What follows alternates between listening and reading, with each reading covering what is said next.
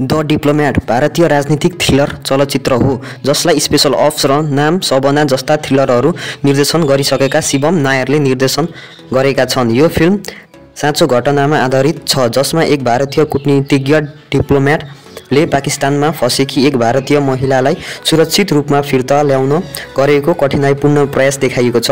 यो चलचित्रले कूटनीतिक राजनीतिक सङ्घर्ष र राष्ट्रवादलाई गहिराईपूर्वक चित्रण गरेको छ।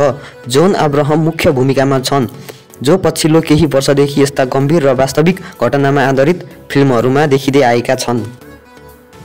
फिल्मको कथा भारतीय कूटनीतिज्ञ जेपी सिंहको वरिपरि घुम्छ। उनी पाकिस्तानमा भारतीय उच्चायोगमा कार्यरत छन्। एक दिन उनलाई उजमा अहमद नामकी भारतीय महिलाको बारेमा जानकारी प्राप्त हुन्छ जसलाई जबरजस्ती विवाह गर्न बाध्य पारिएको छ।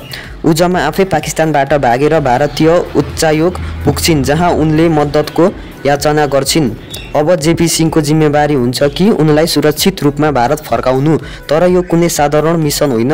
भारतीय उच्चायोग, पाकिस्तान सरकार, सुरक्षा एजेन्सीहरू र राजनीतिक दबाव बीचको यो सङ्घर्षले कूटनीतिक सम्बन्धमा असर पार्न सक्छ।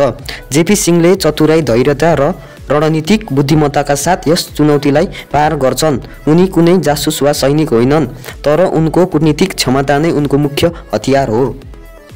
फिल्मको सबैभन्दा ठुलो बलियो पक्ष यसको उत्कृष्ट अभिनय हो। जोन अब्राहमलाई प्राय एक्सन भूमिकामा देखिन्छ, तर यो फिल्ममा उनले निकै संयमित र गहिरो अभिनय प्रस्तुत गरेका छन्। उनले आफ्नो पात्रलाई विश्वसनीय बनाउन प्रयास गरेका छन्, जहाँ उनी धेरै ठुलो स्वरमा बोल्दैनन्, हात उठाउँदैनन्, तर आफ्नो कूटनीतिक तरिकाले समस्या समाधान गर्छन्।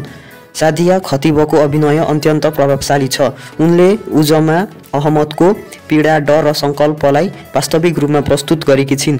उनका केही दृश्यहरू यति सशक्त छन् कि दर्शकलाई भावनात्मक रूपमा असर पार्छ। हाशमी र कुमुद मिश्रले आफ्नो भूमिकालाई उत्कृष्ट रूपमा निभाएका छन्।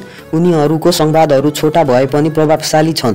विशेष गरी कुमुद मिश्रको संवादहरूमा गहिराई छ जसले फिल्मलाई थप यथार्थपरक बनाउँछ। शिवम नायरको निर्देशन कसा भएको छ। उनले अनावश्यक ड्रामा बिना वास्तविक घटनालाई प्रस्तुत गरेका छन्। फिल्ममा कुनै मसला वा नाटकीयता छैन जसले यसलाई अझ वास्तविक बनाउँछ। पटकथा निकै बलियो छ जसले दर्शकलाई सुरुदेखि अन्त्यसम्म बाँधेर राख्छ। त्रिभुवन बाबु सादिनेनीको सिनेमाग्राफीले फिल्मलाई जीवन्त बनाएको छ। पाकिस्तानका दृश्यहरू विशेष रूपमा आकर्षक छन् जसले वास्तविकताको आभास दिलाउँछ। शान्तनु मोइत्राको सङ्गीत कथा अनुरूप गम्भीर र भावनात्मक छ। ब्याकग्राउन्ड स्कोरले तनावपूर्ण क्षणहरूलाई थप प्रभावकारी बनाउँछ। वास्तविक घटनामा आधारित कथा, जोन अब्राहमको संयमित र उत्कृष्ट अभिनय, सादिया खतिबको भावनात्मक प्रस्तुति, कूटनीतिक र राजनीतिक सङ्घर्षको सटिक चित्रणले फिल्मको विशेषता देखाउँछ।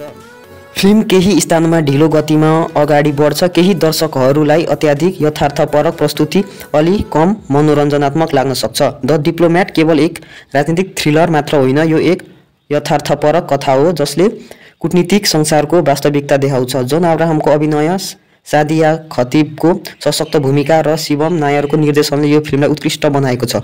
यदि तपाईँ वास्तविक घटनामा आधारित गहिराईपूर्ण थ्रिलर मन पराउनुहुन्छ भने यो फिल्म हेर्न आवश्यक छ। अन्तिममा च्यानललाई सब्स्क्राइब गर्न नभुल्नुहोला। धन्यवाद।